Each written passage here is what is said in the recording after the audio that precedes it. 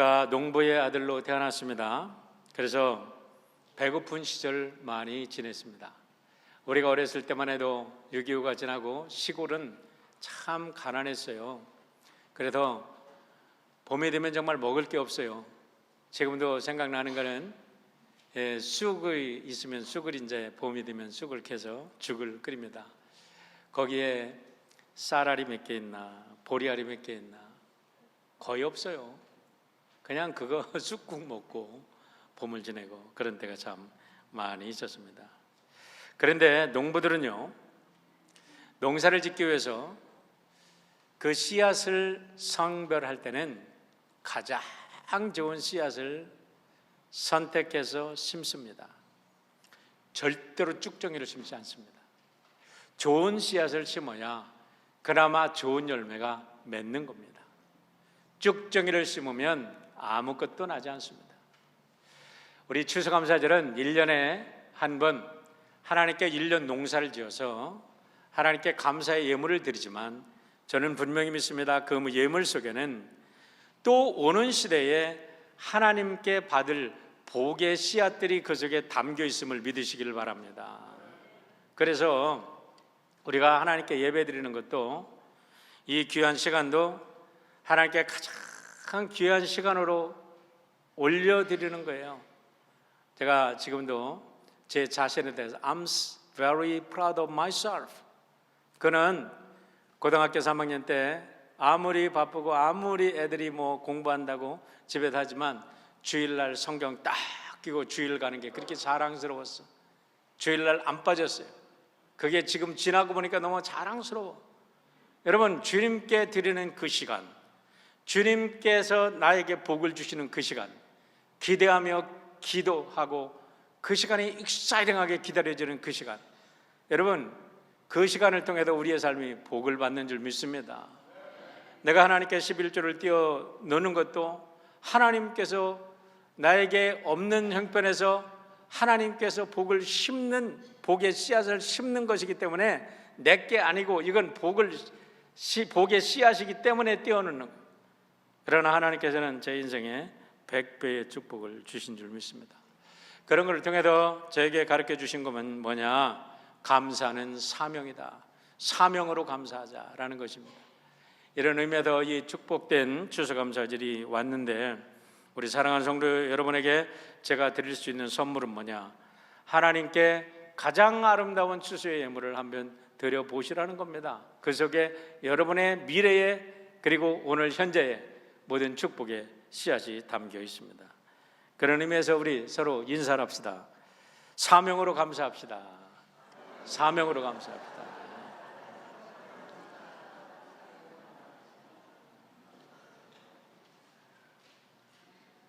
지난주에 말씀드렸지만은 하나님의 모든 축복은 명령 속에 들어있음을 깨닫고 제가 감사를 드립니다. 명령을 순행하는 것은, 순종하는 것은 어려운 일입니다. 쉽지 않습니다. 어떤 때는 I'm impossible, it is my impossible, it is impossible to me. 내게는 정말 불가능합니다. 그런데 하나님이 함께 하시면 impossibly I am possible, 아포스토피 하나 딱 붙이니까 주님이 내가 너와 함께 해줄게 하고 딱 그 믿음으로 아포스토피를 하나 딱 붙이니까 I'm possible이 되는 줄 믿습니다. 그 믿음으로 나가는 거죠. 하나님께서 인간에게 주신 최고의 선물이 무엇일까? 이 감사절을 묵상하면서 생각해 보았어요. 그랬더니 그게 뭐냐면 나를 하나님 닮게 만들어 창조하셨대. 할렐루야. 내가 하나님 닮은 것보다 더 귀한 게 어디 있습니까? 둘째로는 내 안에 하나님의 영을 넣어주셨대요. 여러분이 인간의 가치를 이거보다 더 위대하게 만드는 선언은 이 인류에 없습니다. 우리가 하나님을 닮아 이 땅에 창조되었고 하나님의 영을 가진 존재라는 것만큼 인간의 존엄성을 높여주는 게 어디 있습니까? 이로 인해서 인간은 생각하는 능력을 갖게 되었고 창조하는 능력을 갖게 되었고 서로 커뮤니케이트 하는, 소통하는 능력을 갖게 되었기 때문에 오늘 인간을 통해서 이 인류의 역사가 이렇게 발전해 오고 있는 것입니다. 여기서 소통이라고 하니까 인간과 인간만의 소통이라고 생각하면 우리가 곤란합니다. 우리는 인간과 인간만의 소통이 아니라 인간과 하나님과의 소통, 그리고 인간과 자연 만물이 함께 소통하는 것입니다. 소통의 능력이 확대될수록 우리들의 삶은 더욱더 풍요롭고 더욱더 형통해지는 줄 믿습니다. 그래서 나온 말이 신통하면 인통하고, 하나님과 통하면 사람과 통하고, 사람과 통하면 물통한다, 이런 말이 나오는데, 여기서 대부분 물통한다고 하니까 사람들이 물질적인 재물의 복이 통해서 나에게 쏟아 부어진다, 그렇게 생각하는데 저는 꼭 그렇게만 생각하지 않습니다. 여기도 물통한다는 것은 자연 만물과 소통하는 것입니다. 여러분, 과학자들이 무엇을 연구할 때 그 사물을 끝없이 들여다봅니다. 어떤 때는 현미경을 통해서 들여다보고, 우주과학자들은 망원경을 통해서 들여다보고, 물리학자들은 뭔가가 전자가 돌아가는 입자를 통해서 뭔가를 들여다봅니다. 계속 들여다보는데 그들이 놀라운 새로운 과학적 원리를 발견하는 순간은 저는 그렇게 생각해요. 그 과학자가 무엇을 발견하는 게 아니라 그 물체가 그렇게 끝없이 바라다 보는 그 사람과 소통하면서 자기를 오픈해 주는 거야. 당신이 나를 그렇게 바라다 보니까 내가 나의 삶을 오픈해 줍니다 하고, 그 물질의 원리가 오픈해서 그 과학자에게 다가올 때 과학자는 새로운 원리를 발견하는 거예요. 여러분, 시인이 어떻게 아름다운 시를 씁니까? 하나의 꽃송이를 사랑의 눈으로 깊이 바라보고 또 바라보고 또 바라보니까 꽃이 이제는 하나의 사물이 아니라, 하나의 대상물이 아니라 나와 대화하는 사랑의 교감을 하면서 꽃이 나와 대화를 합니다. 그러면서 나에게 말을 합니다. 그게 느껴질 때에 그 순간에 아름다운 시상들이 떠올라서 그 꽃 한 송이를 통해서 그 보지 못했던, 남들이 깨닫지 못했던 그 놀라운 생명의 비밀들, 아름다움의 비밀들, 그 신비한 아름다움을 노래하게 되는 거 아니겠습니까? 소설도 마찬가지고, 여러분, 화가도 마찬가지예요. 음악도 마찬가지예요. 아름다운 빗소리를 들으면서 어떤 사람들은 그거와 교감을 합니다. 그러면서 함께 대화를 합니다. 그러다 보니까 막연한 빗소리가 아니라, 막연한 바람소리가 아니라 그 속에서 기가 막힌 우주의 소리를 듣고, 하나님의 소리를 듣고, 그 속에 남들이 보지 못했던 음률과 남들이 보지 못했던 그 신비한 리듬이 들려지게 되고, 그 속에서 새로운 거기에 악보를 그려놓기 시작하면서 그런 위대한 작곡가가 되는 거죠. 여러분, 제가 우주선에 이렇게 쏘아 올릴 때마다 쓰는 그 특수 이 비닐뿐만 아니라 우리가 쓰는 그 트래시 플라스틱 봉지를 만드는 회사의 사장님을 압니다. 우리 장로님이셨어요. 근데 그분이 주이시와 함께, 그분이 LA에서 지금도 그 공장을 운영합니다. 근데 그분의 집에 가면요, 나사에서 그분한테 준 그런 표창장도 있어. 그런 좋은 걸 만들어줬다고. 근데 그분은 고등학교밖에 못 나왔어요. 얼마 전에 우리 집사님이 제 손을 잡으면서 목사님 손이 부드럽네요 하는데 제 마음속에 얼마나 부끄러웠던지 몰라요. 제가 그 장로님의 손을 잡으면요, 마치 무슨 그냥 딱딱한 나무, 무슨 진달래 뿌리 잡는 것 같아요. 여러분, 진달래 뿌리 저는 기억하는데 여러분 모르죠? 왜 그러냐면 어렸을 때 땔감을 하려고 진달래 뿌리를 뽑아서 그거라도 땔감을 해야 되니까 그거 뿌리를 뽑는데 얼마나 힘든지 몰라. 그런데 그거는 막 울퉁불퉁하고 막 그래.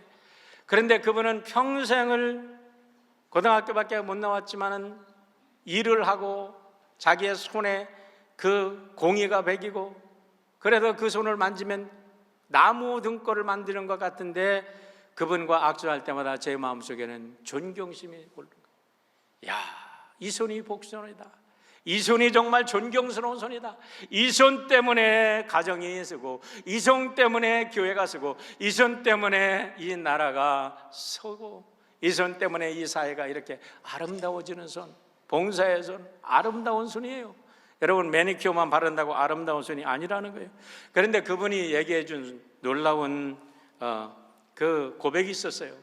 목사님, 제 공장 구경을 한번 쭉 시켜주시면서, 목사님, 제가 이 공장에 들어오면요, 이놈들이 나한테 말을 해요. 이놈들이 나한테 말을 해요. 그분 밑에 PhD를 학위를 한 많은 연구자들이 있습니다. 그런데 그 소리를 못 들어. 그런데 그분은 그것밖에, 고등학교 나왔다고 저녁 굴리잖아. 왜냐하면 열심히 그렇게 일을 하다 보고 그 기계를 만지고 기계 속에서 일을 하다 보니까 기계가 그분한테 말을 해준대. 야, 이게 인생의 진리구나. 그래서 이분이 성공했구나. 아주 얼마나 내가 감동을 받았는지 몰라요. 여러분, 소통의 법칙, 우리 하나님께서 우리에게 주신 이 능력, 커뮤니케이트 할 수 있는 능력, 사람과 하나님과 자연 만물과 내가 사는 모든 것과 더불어 커뮤니케이트 하는 역사가 일어날 때 우리의 삶 속이 풍성해지고 형통해지는 역사가 있을 줄 믿습니다. 성령이 충만해서 여러분에게 이런 역사가 있어지기를 주의 이름으로 축원합니다. 그러려면 우리가 사용해야 될 우리의 언어를 바꿔야 돼요. 이 심플한 이 커뮤니케이션의 언어를 바꾸는 이런 놀라운 소통의 언어 중에 가장 중요한 두 가지가 있습니다. I love you, I thank you. 따라서 한번 해볼까요? I love you, I thank you. 거기에 주어가 없으니까 그냥 thank you 그러는데 I thank you, I thank you, I love you, 이거예요. 여러분, 얼마나 귀한 말인지 몰라요. 이것을 갖다가 미국 사람들은 뭐라고 그러냐면 magic word라고 그래요. magic word. 단순해. I love you, I thank you 하는데 기적이 일어난다는 거예요. 하나님 사랑합니다, 하나님 감사합니다. 그럴 때 우리의 가슴 속에 하나님이 주시는 그 감동과 지혜로 인해서 내 삶에 용기가 생기고 내 삶에 새로운 비전이 생기고 내 삶에 새로운 역사가 일어나는 줄 믿습니다. I love you, I thank you. Magic word. 여러분, 이 놀라운 역사가 오늘 우리 안에 있어지기를 축원합니다. 안타깝게도 SNS가 발달하면서 SNS의 최고의 발달, 우리나라의 정말 셀폰 개발이 되면서 한국이 세계 최고의 이런 커뮤니케이션이 발달한 나라라고 하는데요, 너무나 안타까운 것은 세계 최고의 커뮤니케이션이 발달한 나라가 세계 최고의 그것 때문에 문제를 앓고 있다는 거예요. 작년도에 김찬호 성공회대 교수가 서베이를 해서 발표한 그 발표를 보았습니다. 뭐냐면 악플의 문제입니다. SNS에 댓글에 달리는 악플이에요. 그래서 그 사람이 통계를 내봤대요. 그랬더니 우리나라의 이 댓글에는 악플이 4대 1로 달리더래요. 악플이라는 것은 나쁜 말입니다. 욕하는 말입니다. 비난하는 말입니다. 크리틱만 하는 말입니다. 그런데 이것이 80%가 악플이고 20%는 선플이래요. 그래도 칭찬하는 말, 좋은 말은 20%. 그래도 그나마 있죠. 다행이야. 그런데 일본을 보니까 일본은 완전히 거꾸로야. 반대야. 일본은 20%가 악플이고 80%가 선플이랍니다. 격려하고 칭찬하고 남을 좋게 평가해 주는 말이 일본 사람들은 그렇다는 거예요. 그런데 네덜란드 사람들은요, 그 비율이 1대 9래. 악플이 10%면 선플이 9이래. 그러니까 9명은 칭찬을 해. 1명은 뭐라고 그래도 9명이 칭찬을 하니까 문제가 없는 거지. 얼마나 행복해, 얼마나 감사해. 여러분, 선진국일수록 다른 사람을 인정하고 다른 사람들의 이야기를 들어주고 대화를 잘합니다. 우리는 뭔가 좀 해보자 하고서 대화의 장을 열으니까 서로 불평, 불만만 쏟아내. 그래서 이게 소통하려고 열어놨는데 불통이 돼버리고 말아요. 왜 이러냐고. 왜 이래? 리스닝 안 합니다. 스피킹 하라고 하면 엉터리 스피킹만 합니다. 불평만 쏟아내니까. 건전하고 창조적이고 아름다운 이야기를 하고 I thank you, I love you 그렇게 해야 되는데 말이야. I hate you 이런 소리만 하고 뭐가시 문제 때문에, 때문에가 너무 많아. 그런데 그런 사람은 아무데나 갖다 놔도 날마다 때문에 인생 여러분 낙오자가 되고 실패자가 되고 맙니다. 가정도 교회도 회사도 학교도 마찬가지입니다. 여러분, 그렇기 때문에 제가 감사도 사명이라는 거예요. 이제는 우리가 어떻게 우리나라가 이런 문제거리가 있는데 이 문제를 우리가 아는 것만으로 문제가 해결되는 게 아니라 이제부터는 우리 사랑하는 성도 여러분들 통해서로 이제는 좋은 이야기, 선풀의 이야기, 축복의 이야기, 감사의 이야기, 찬양의 노래들이 마음껏 이 세상에 울려 퍼지기를 주의 이름으로 축원합니다. 좋은 얘기들을 많이 하십시오. 좋은 소문 잘 나야 됩니다, 여러분. 아이고 예수님 믿으세요. 그러면 복 받습니다. 그런데 우리 교회 오면 안 됩니다. 이런 소문이 나면 되겠어? 그런 사람들이 있다니까. 정말 그렇게 하는 현장을 내가 목회를 했다니까. 너무나 안타깝지. 우리 교회 오면 성도님들이 얼마나 좋은지 몰라요. 우리 교회 오면 참 정말 우리 장로님 너무 좋아요. 우리 권사님 너무 좋아요. 우리 집사님 모습 보면 천사를 보는 것 같아요. 그래요, 우리 교회 와요. 이런 이야기가 여러분 오늘부터 우리 교회를 통해서 역사되기를 주의 이름으로 축원합니다. I love you, I thank you. 매직 월드입니다. 이런 의미에서 오늘 본문을 통해서 저는 세 가지 감사의 이유를 찾아보려고 합니다. 첫 번째는 주님이 선한 목자이시기 때문에 감사하자는 것입니다. 11절로 12절의 말씀 함께 읽어보겠습니다. 같이 읽습니다. 시작. 나는 선한 목자라. 선한 목자는 양들을 위하여 목숨을 버리거니와 삭구는 목자가 아니요 양도 제 양이 아니라 이리가 오는 것을 보면 양을 버리고 달아나나니 이리가 양을 물고 가고 또 해치느니라. 우리 예수님은 선한 목자입니다. 선한 목자는 자기의 양을 위해서 생명을 바치면서까지도 우리와 동행해 주시는 목자인 줄 믿으시기를 바랍니다. 전에도 한번 말씀을 드린 적이 있는데요. 2차 대전 초기 공중전에서 독일의 공군에 연합군의 비행기가 완전히 제압을 당해가지고 초창기를 말하는 거예요. 완전히 제압당했다 그래요. 이 2차 대전의 초기 3인방 격추왕이 있는데 독일의 격추왕이 누구냐면 베르너 멜더스, 아돌프 갈란트, 헬무트 뷰크라는 사람 3명이 있었는데 이들이 영국 본토에 가서 영국 항공전에서 하기만 하면 그냥 완전히 그냥 영국 공군들이 박살이 나는 거예요. 그런데 이 중에서 인류 최초로 이 공중전에서 비행기 100대를 떨어뜨린 사람이 있는데 이 사람이 누구냐면 베르너 멜더스라는 사람이에요. 이 사람이 인류 최초로 비행기 100대를 떨어뜨렸답니다. 그래가지고 이 사람을 기념하기 위해서 독일에서는 무슨 공군에게 큰 상을 줄 때 바로 멜더스 상을 준다 그래요. 그런데 이후에 독일의 기라성 같은 정말 파일럿들이 나왔는데 2차 세계대전에 제일 많이 비행기를 떨어뜨린 사람이 에리 하르트만이라는 사람이 무려 352대의 비행기를 격추시켰대요. 연합군의 비행기죠. 대단하죠. 그런데 이와 같이 이 하르트만처럼 300대를 넘는 비행기를 격추한 사람이 또 한 사람이 있고 1위부터 15위까지는 전부 다 200대 이상의 비행기를 격추시켰대. 그리고 150대를 격추한 고든 골롭이라는 사람은 35위에 마크를 했답니다. 그러면 35위까지는 전부 다 150대 이상을 다 격추했잖아요. 그러면 200대 이상을 격추한 사람들이 1부터 15위까지잖아. 그러면 우리가 평균 200대를 사람들이 격추했다 그러면 300대도 격추했으니까 200대를 격추했다 그러면 35명이 7,000대의 이 적군의 우리로 말하면 연합군의 이 비행기를 격추시켰다는 소리 아니겠습니까?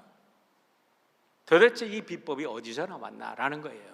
이게 중요한 거죠. 어떻게 그들은 이 비행기를 격추시켰나?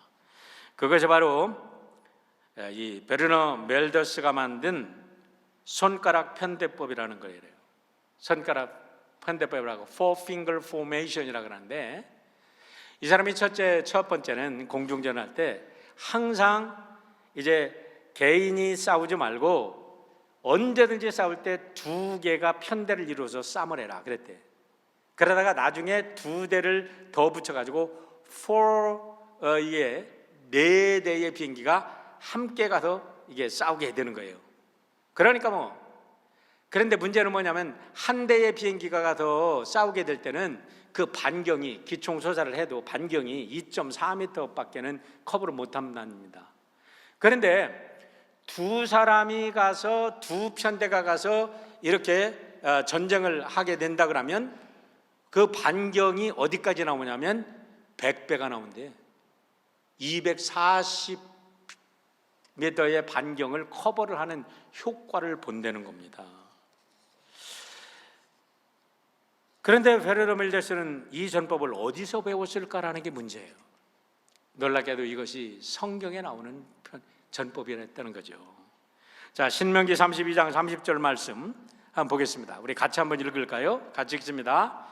그들의 반석이 그들을 팔지 아니하였고 여호와께서 그들을 내어주지 아니하였다면 어찌 한 사람이 천을 쫓으며 두 사람이 만을 도망하게 하였을까? 자, 삼손이가 혼자 나귀 뼈다귀 하나를 가지고 블레셋 사람 1000사람을 쳐부셨습니다. 그래요. 한 삼손 같은 사람이 있다고 합시다. 그러면 삼손이 둘이 있으면 몇 명을 쳐부셔야죠? 2000명. 그런데 오늘 성경은 두 사람이 함께하면 2000명이 아니라 그거의 10배인 10,000명도 쳐부신다는 거예요. 그런데 이 베르너 멜더스는 어디에서 이것을 배웠을까라는 거예요. 여러분, 독일은 일찍부터 신학이 발달한 나라입니다. 이 사람은 아주 신실한 천주교인이었대요. 사람이 인품이 참 좋았던 사람이라고 그래요. 그리고 아주 신실한 천주교인이었던데, 놀랍게도 이 사람이 공군으로 근무하면서 이 전쟁이 일어나면서 이 사람이 이 말씀을 가지고 영감을 얻어가지고 이 편대법을 만들었다는 거죠. 그래서 Four Finger Formation을 나중에 이 영국군들이 차용을 해가지고 영국군이 만들었다고 하지만 실제적으로는 이 베르너 멜더스가 만드는 거라는 거죠. 무엇을 말합니까, 여러분? 시너지 효과라는 거죠. 우리 하나님의 세계를 보면 모든 것이 짝이 있습니다. 하나님께서 다 짝을 만들어 주셨어요. 하나님께서, 우리 예수님께서 제자들을 파송할 때도요, 절대 혼자 가라고 하지 않았어요. 둘씩 짝져라 가라. 그런데 둘씩 짝져가도 여러분, 거기에 누가 있어? 성령님이 함께 하셔도 가라라는 거죠. 여러분, 우리 예수님께서 함께 동행하시면 모든 일에서 승리하시는 줄 믿으시기를 주의 이름으로 축원합니다.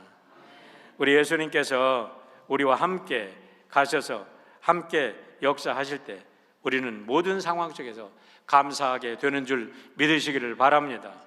어떤 상황 속에서도 불평하지 말고 불평을 감사로 한번 바꿔보시길 바랍니다. 제가 더 연하이라는 교회에 70세가 넘으신 권사님께서 여전히 직장에 다니셨어요. 그런데요, 더 멋진 것은 그분이 멋진 스포츠카, 20대도 타기 힘든 스포츠카를 타고 다니셨어요. 그러다 사람들이 그분을 놀리기도 하고 그분을 부러워하기도 하셨는데, 이분이 그렇게 했던 이유가 있었습니다. 이분이 처음에 그렇게 했을 때 이제 어떻게 된가 하고 알아봤더니, 어떤 청년이 이게 직장이 안 되다가 겨우 직장이 하나가 됐어. 그러니까 그 기분으로 아주 멋진 스포츠카를 리스를 했습니다. 그런데 리스를 할 때 자기가 크레딧이 없으니까 이거를 스포츠카를 살 수는 없고 자기의 친구에게 보증을 사달라고 그랬죠. 뉴욕에 있는 아주 좋은 기업에 다니는, 뉴욕의 큰 컴퍼니에 다니는 이 친구한테 보증을 사달라고 그러니까 그 친구가 보증을 서줬네. 근데 그 친구가 누구냐면, 보증을 서준 친구가 우리 권사님의 아들이었어요. 그런데 이 친구가 새로운 직장을 생겼다고 막 신난다고 그 스포츠카 끌고 다니는 그 정신머리 가지고서 여러분 얼마나 견디겠어요? 그런 정신머리, 썩어 빠진 정신머리 가지고 얼마나 견디냐고. 6개월을 못 견디고서 직장이 잘렸네. 그러니까 리스카는 누구 몫으로 와요? 보증선 친구 몫으로 와야 되잖아. 아이고, 이거 큰일 났어. 그러니까 뉴욕에 있는 이 아들이 아버지한테 전화를 했어. 아버지, 사정이 이만저만 해가지고 이거 지금 이거 내가 모든 걸 페이먼을 하는데 이걸 리스가 끝나지 않았으니까 아버지 집에다가 좀 이거를 좀 보관해 주세요. 그러니까 이 거라지를 끌고 와가지고 권사님이 속이 볼 때마다 화가 나는 거야. 볼 때마다 속이 상한 거야. 그러다가 이 권사님이 리스를 할 시간이 됐어요. 다시 권사님도 차를 바꿀 시간이 됐어요. 근데 가만히 생각하니까 내가 요거를 놓고서 속상하고 그냥 분인할 게 아니라 이 리스를 내가 하고서 이 차를 내가 좀 타고 다녀야 되겠다.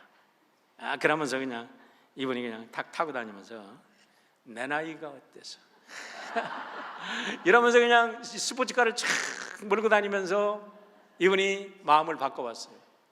그래, 하나님 감사합니다. 내 아들이 이렇게 멍청한 애들 되지 않고 그래도 친구가 부탁하는데 친구의 부탁을 거절하지 않고 친구에게 보증을 써주는 착한 내 아들. 그리고 그런 실수를 통해서 많은 걸 배웠을 내 아들. 하나님 감사합니다. 내 나이가 이 나이가 돼서 어떻게 내가 이 스포츠카를 타보겠습니까? 하나님 이런 실수를 통해서 나에게 이런 좋은 차를 타고 다니게 해주시네요 하고서 신바람 나면서 우리 권사님이 그 차를 타고 다니는 이야기를 해주셨어요. 그렇습니다, 여러분.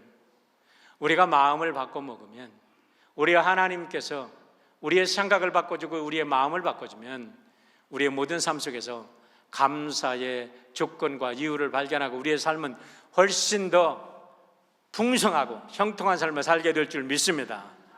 나쁜 생각에 매이지 마십시오. 마귀에게 넘어가지 마십시오. 우리 주님과 동행하는 승리의 사람들이 되시기를 축원합니다. 두 번째는 주님이 나를 알고 계심을 믿고 감사하자는 겁니다. 14절과 15절의 말씀입니다. 함께 같이 읽습니다. 시작. 나는 선한 목자라. 나는 내 양을 알고 양도 나를 아는 것이 아버지께서 나를 아시고 내가 아버지를 아는 것 같으니 나는 양을 위하여 목숨을 버리노라. 목숨을. 필립 얀시의 책에 보면 예기치 않은 곳에서 발견한 하나님이라는 책이 있습니다. Find God in Unexpected Places 라는 책이 있는데요, 이 책 뒤쪽에 보면 재미있는 이야기들이 나옵니다. 남극과 북극의 그 차가운 얼음 밑에 아주 투명한 고기들이 살고 있는데요, 이 고기들의 이 피 속에는 뭐가 흐르냐면 부동액 역할을 하는 특수 단백질이 흐르고 있대요. 그래가지고 아무리 차가운 물 속에서도 이 생물은 살아있다는 거예요. 그러면서 필립 얀시가 뭐를 발견하냐면 그 물고기의 삶 속에서 하나님의 신비한 은혜의 손길을 발견하는 거예요. 하나님이 이것을 만드셨다라는 거죠. 오리와 백조, 거위들이요, 한번 최고속도로 날게 되면요 시속 80km로 나른답니다. 그런데 한번 공중에 떠가지고 날기 시작하면 최대 어디까지 나르면 1600km까지 날른대요. 대단하지 않습니까? 어디에서 그 어마어마한 그 힘이 나오나? 어떻게 이들이 날을 수 있나? 그런 걸 보면서 필립 얀시는 하나님의 창조물, 하나님의 솜씨, 하나님의 손길을 보고 찬양하는 겁니다. 북극곰을 마취제로 쏴가지고 잠들게 한 후에 잠든 사이에 500km를 넘는 곳에 전혀 모르는 곳에다 북극곰을 떨어뜨려 놨더래요.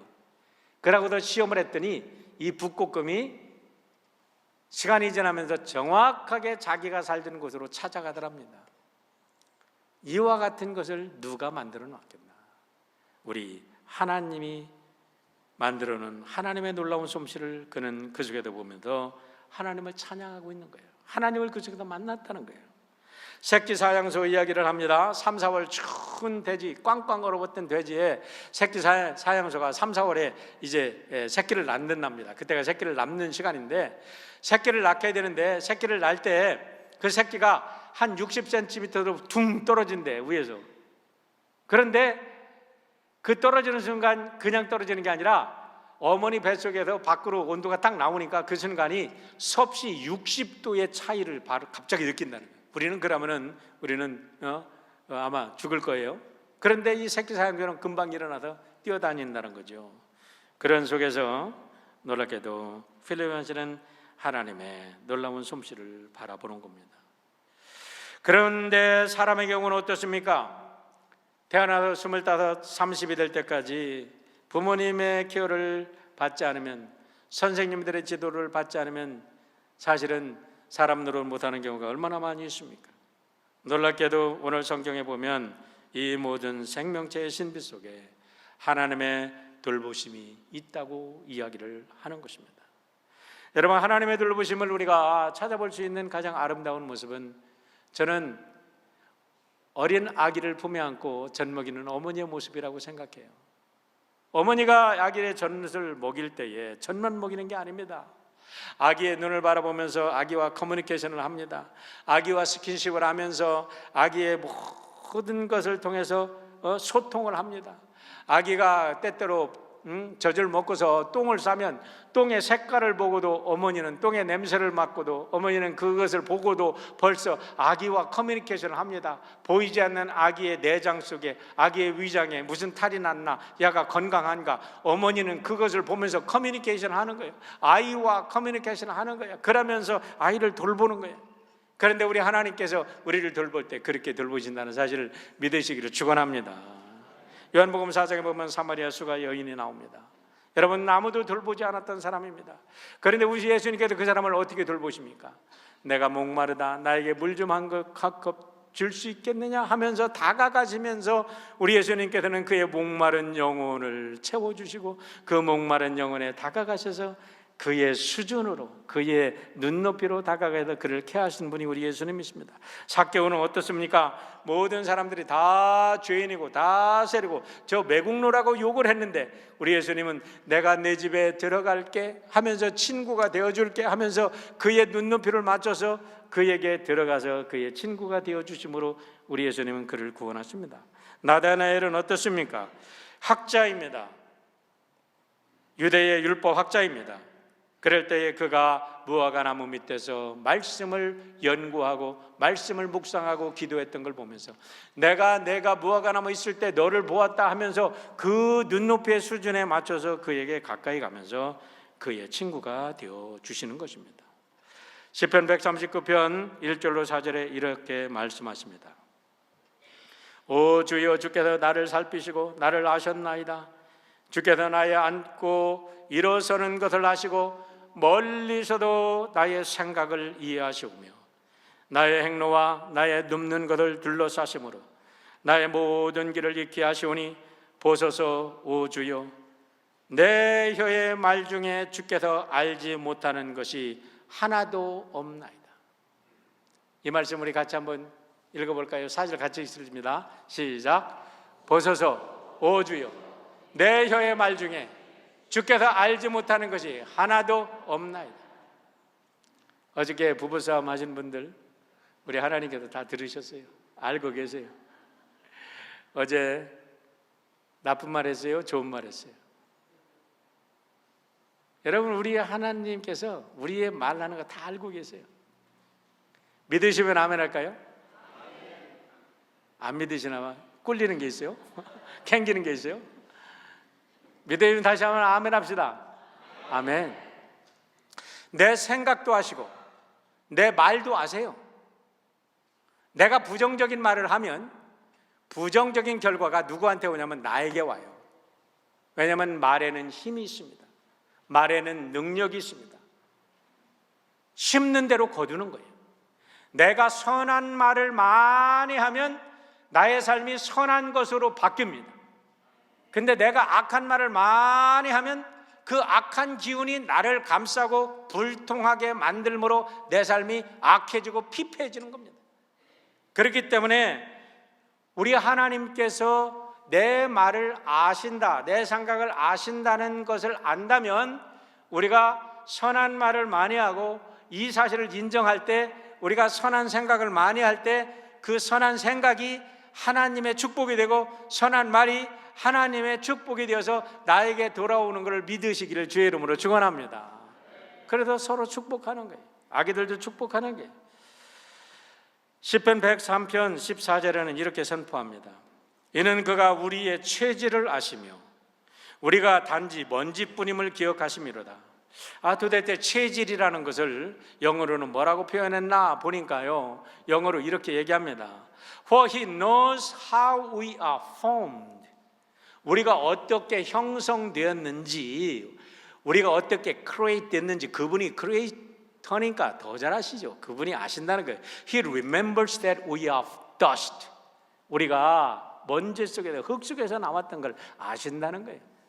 우리가 흙덩어리입니다, 다. 여러분, 우리가 숨이 하나님께서 주셨던 영을 딱 걷어가시면 우리 흙덩어리로 남아요. 뭐 별별 일 없어. 다 똑같은 흙덩어리야. 다 썩어서 구더기들 끼는 다 흙덩어리가 되는 거예요. 뭐게 그렇게 크게 잘난 건 없어. 그런데 하나님이 아시기 때문에, 하나님이 함께 하시기 때문에 우리가 잘난 사람들이 되는 줄 믿습니다. 하나님이 함께 하시기 때문에 우리가 귀한 사람들이 되시는 줄 믿습니다. 하나님께서 우리를 얼마나 축복하시고 얼마나 케어하시는지 보세요. 누가복음 12장 7절에 너무나 놀라운 말씀이 있습니다. 마태복음 10장 30절인데 우리 어른들께서 기도하실 때 많이 기도하셨죠? 의미를 알고 기도하셨는지 모르겠어요. 그런데 보세요. 너희에게는 심지어 머리털까지도 다 세신 바 되었나니 두려워하지 말라. 너희는 많은 참새보다 더 귀하니라 그랬어요. 머리털을 어떻게 세셨나? 여러분, 킹 제임스 버전은 이렇게 표현합니다. But even the very hairs of your head are all numbered. 이 소리가 뭔지 알아요? 굉장한 말씀이에요. 우리 머리칼 하나하나에 넘버가 다 매겨 있대. 오늘 머리카락 하나가 싹 빠졌는데, 야, 그건 9번짜리야.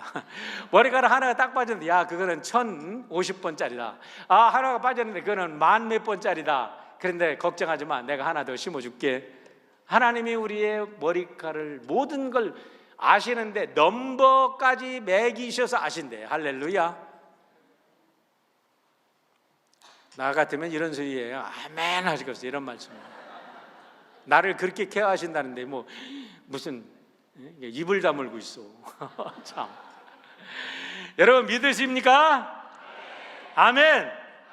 하나님이 나의 모든 머리카락에 넘버까지 세고 계신다니까. 그냥 세는 게 아니야. 내 머리카락에 넘버링도 맞춰서 알고 계신다는 거죠. 여러분, 이 사실을 믿을 때에 우리가 하나님의 사랑 이렇게 받는 사람이니까 그런 걸 믿고 살 때 그 사람이 복 받은 사람이고, 그렇게 믿고 살아갈 때 그 사람이 세상에 나가서 성공하는 사람이 되는 줄 믿습니다. 든든하니까, 자신이 있으니까, 능력이 있으니까, 하나님의 능력이 내 거니까 말이에요. 세 번째는 나를 우리 안으로 이끌어 주신다는 것에 감사하자는 겁니다. 16절 같이 한번 읽어볼까요? 같이 읽습니다. 시작. 또 이 우리에 들지 아니한 다른 양들이 내게 있어 내가 인도하여야 할 터이니 그들도 내 음성을 듣고 한 무리가 되어 한 목자에게 있으리라 라고 말합니다. 여기도 우리가 주목해야 될 단어가 있는데 우리라는 단어입니다. 우리라는 단어, 울타리라는 단위죠. 단어입니다. 울타리 안에 함께 있는 사람들을 뭐라고 그래요? 우리라고 그래요. 우리. 여기에 있는 성도 여러분들이 지금 예배를 드리는데 우리라고 해요. 왜? 한 우리 안에 있으니까. 얼마나 귀한 거예요. 여러분, 우리를 하나님께서 하나님의 우리로 우리를 한 가족으로 초청해 주신다는 사실, 그 때문에 감사해 보셨어요? 여러분, 우리를 한 가정의 우리 안에 우리를 가정을 지켜주셔서 얼마나 귀한 거예요. 가정이라는 우리가 얼마나 귀해요. 가정이 없으면 이 세상의 모든 사람이 아무리 뭐를 하기도 행복할 수가 없습니다. 가정의 우리, 교회의 우리, 학교에 우리를 하나님께서 인도해 주셔서 모든 것을 배우게 하셨어요. 우리의 직장에 우리를 넣어 주셔서 우리가 일하게 하시고 땀 흘리게 하시고 우리가 귀한 것을 거둬서 우리가 자녀들을 먹이고 살리고 우리가 입고 마시고 우리가 생활하게 해주셨어요. 우리를 이 아름다운 땅 미국이라는 우리 미국이라는 나라에 우리에 넣어 주셔서 우리가 지난주에도 말씀드린 미국의 헌법과 법에 의해 보호받고 우리를 위해서 수많은 경찰들과 소방관들이 오늘도 밤을 새면서 일어나면서 그들이 우리를 지켜주는 거예요. 우리라는 그 공동체의 개념이 얼마나 아름다운 개념입니까? 여러분, 그렇기 때문에 우리 공동체를 우리가 케어해야 돼요? 우리가 케어해야지. 우리의 공동체를 옆에 교인 사람들이 와서 케어해 줍니까? 우리 집을 갖다가 옆집 아저씨가 와서 날마다 케어해 주면 어떻게 되는 거예요? 아버지는 엉뚱한 짓을 하고 옆집에 앉는 아저씨가 매일 우리를 옆집 아저씨가 케어준다 그러면 그 집안이 어떻게 되는 거예요? 아니 되죠. 마찬가지입니다. 여러분, 우리 교회, 우리 안에 있는 누가 케어해요? 하나님이 케어하시지만 하나님이 울타리에 우리를 넣어주셨지만 이 공동체를 아름답게 하는 것은 누구예요? 우리. 한번 참 오늘 아침들 안 잡수고 오셨나? 우리 합시다. 우리가 하는 거예요. 우리가. 그래서 우리가 되려면 매직 월드 뭐라 그랬죠? I love you, I thank you. I love you, I thank you. 여러분, 소통을 잘하면 우리가 아까도 말씀드렸지만 시너지가 일어납니다. I am possibly 변하는 줄 믿습니다. 오늘 이 일을 위해서 우리가 사역 박람회를 하는데요, 우리 하나님께서 우리 모두에게 기프트를 주셨어요. 우리에게 은사를 주셨어요. 우리 은사를 가지고 우리가 내 은사 별것 아닌 것 같지만 여러분, 별것 아닌 게 아니에요. 얼마나 귀한 은사인지 모릅니다. 오늘 우리 세 가족하고 제가 같이 5주 동안 교육을 마쳤어요. 그런데 한 가지, 제 목사에게 평생 목사를 하면서 평생 교훈이 되는 것을, 그분은 나에게 그런 교훈을 줬는지 안 줬는지 몰라. 제가 처음에 신학교 들어가서 교회를 가서 봉사하러 갔을 때, 여름 성경학교를 봉사하러 갔는데 어느 분이 막 시끄럽게 기도를 해. 아이고, 하나님이 기먹었냐? 왜 이렇게 시끄럽게 이렇게 기도를 해? 내 기도도 막 못해. 너무 바다가 되니까. 근데 둘째 날에 가나 또 그래. 셋째 날에 가나 또 그러는데 제가 교회 문을 들어가면서 여러분, 마음이 바뀌었어요. 그날은 시끄러운 거는 내가 컨트롤 못하니까, 하나님, 저 사람이 정말로 방언을 하면 내가 저 사람이 무슨 소리 하는지 통역 좀 하게 해주세요. 그러고도 기도를 하고서, 기도했으니까, 통역하게 해달라고 그랬으니까 제가 가만히 그러는 기도 안 하고 들었습니다. 어느 순간에 여러분, 너무나 놀라운 신비한 일이 일어났는데, I don't wanna businessman 하고 그 사람이 영어로 소리를 팍 지르더니 완전히 네이티브 스피커 잉글리시로 막 쏟아내는 거예요. 막 세상에 돌아가는 것, 정말 계시록에 있는 이야기들을 막 하는 것 같아요. 막 쏟아내는데 내가 그냥 깜짝 놀랐어요. 그러고서 나중에 그 사람이 누군가 알아봤는데요, 그 사람은 영어라는 거는 ABC도 모르는 사람이야. 제가 가르쳤던 애의 그 학생의 회장의 아버지였어요. 그러다 제가 하도 그래도, 야, 니네 아버지 잘 물어봐. 6.25 때 미군이라도 쫓아다녔나? 근데 정말 그랬다니까. 미군 쫓아다녔을 거야. 근데 어떻게 그렇게 영어를 해? 근데 자기 아버지는 정말 영어는 ABC도 모른다는 거예요. 그런데 그때 나에게 하나님께서 깨우쳐 준 게 있습니다. 제가 그냥 그렇게 방언을 사모하고, 그런데 저에게는 지금도 방언 안 주셨어요. 근데 하도 사모하다가 안 주시니까 뭐 어떻게 생각했냐면, 딴 사람들 방언하는 건 다 거짓말이야. 그렇게 생각했어요. 그랬더니 하나님께서 야 이놈아 거짓말인가 아닌가 봐라 하고서 그날 아주 그냥 나에게 팍 저를 깨뜨려 주시는 그 경험을 하게 하셨는데, 제가 생각해 봤어요. 아니 왜 저 사람이 영어로 방언을 들리게 했을까? 제가 외국어라는 걸 아는 거는 영어밖에 없으니까. 만약에 이 사람이 다른 나라 말로 했다 그러면 문법을 제대로 하는지 말을 제대로 하는지 이 사람은 엉터리야, 또 뭐 시끄러운 소리만 하겠지. 한국말로 했다 그러면 아이고 그래 진작에 그러지 뭘 이렇게 시끄럽게 기도해, 그랬을 거 아닙니까? 그나마 영어를 알아들으니까 이 사람이 영어로 그날 그렇게 했는데요, 지나가면서 보면서 깨달은 게 있는데 뭐냐, 그날 그 말은 영어로 내 귀에만 들렸을 것이다. 왜냐하면 하나님께서 이 부족한 놈을 깨닫게 해주셔서.